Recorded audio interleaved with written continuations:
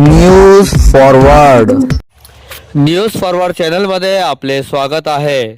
आताची सर्वात मोठी ब्रेकिंग, उभ्या कारला ट्रकची धडक, भीषण आगीत कार खाक। पहा न्यूज फॉरवर्डची सविस्तर रिपोर्ट।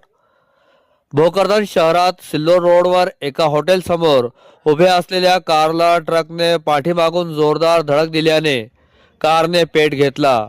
यात कार पूर्णपणे जळून खाक झाली। सुदैवाने कारमध्ये कोणीही नसल्याने जीवितहानी टळली।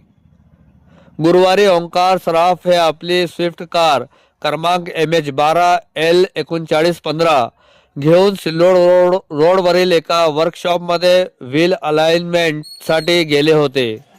काम पूर्ण झाल्यानंतर त्यांनी भोकरदन सिल्लोड रस्त्याच्या कडेला कार उभी केली आणि ते समोरील हॉटेल पाटीलवाडा येथे जेवण करण्यासाठी गेले।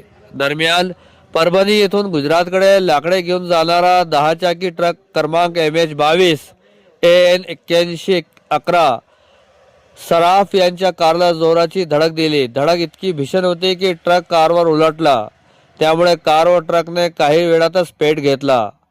परिसरातील नागरिकांनी धाव घेत आगीवर नियंत्रण मिळवण्याचा प्रयत्न केला, मात्र लाकडांमुळे आगीने रौद्र रूप धारण केले।